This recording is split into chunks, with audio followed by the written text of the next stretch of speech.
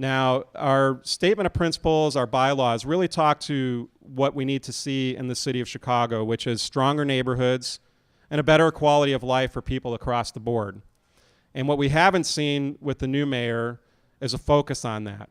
And that's been really the difficulty of working with him, when his idea of progress is focusing more on charter schools, attacking our teachers, not having a moratorium on school closings, and seeing, over 50 schools closed abruptly.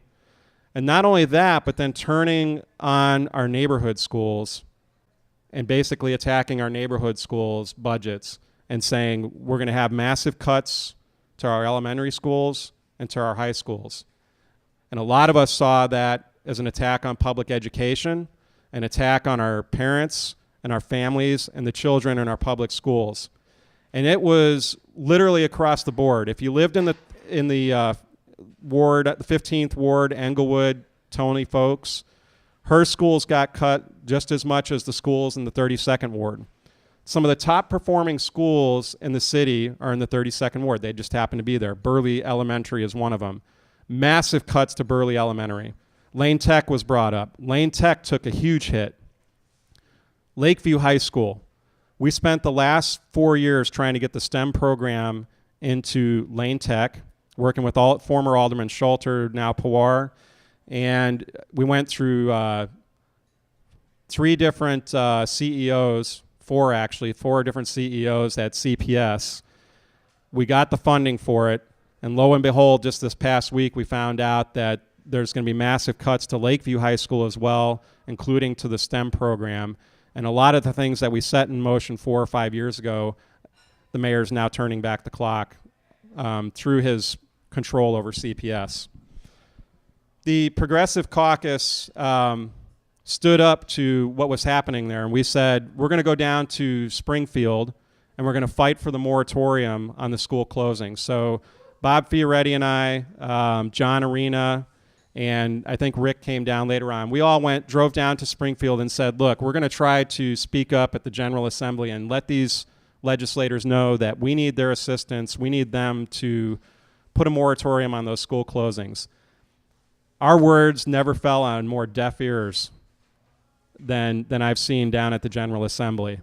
There were a few state reps who stood up and fought with us, a couple of senators, but we were expecting CPS to actually come out and have a plan, a facilities plan, maybe a 5-year plan, a 10-year plan about how they were going to fund schools, what type of facilities we're going to have for our public students, or basically our students in public education. And it was very interesting because I went up to one of them after the vote resoundingly was no, we're not going to have a moratorium. And I walked up to one of the senators and I said, what is it that we're not doing here that you need to see? Well, we really don't want to get involved in your politics up in Chicago.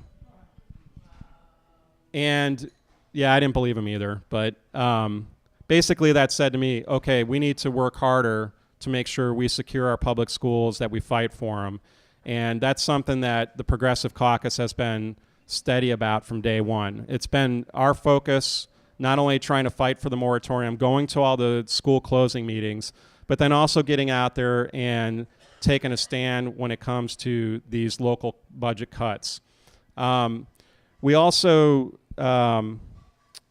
were pushing an elected school board last year. I don't know if I remember, if you were in a ward where you were allowed to vote for that, they had an 87% yes, we want an elected school board. Now, I was one of 10 aldermen who was trying to get it onto the city council floor through Alderman Moore's committee so that we could get it on our full ward ballots in the elections. And through the city council, you're allowed to do that, even though they filled up the ballots very quickly with all sorts of other things. Citizens United was one of them, a challenge to that, which was good. But there were a couple other things that went on. The fourth thing that you're allowed to put on can be an education-related ballot initiative. So that's what we were trying for. And if you didn't hear the story, in a nutshell, basically we went down to the clerk's office. John Arena was leading the way on it. He had all the documents. They delayed us for about, not the city clerk, but somebody's staffer delayed us for about 3 minutes, put the stamp on, and then they turned around and said, you're 3 minutes too late. We can't get these, we're not going to allow you to get these on the ballot.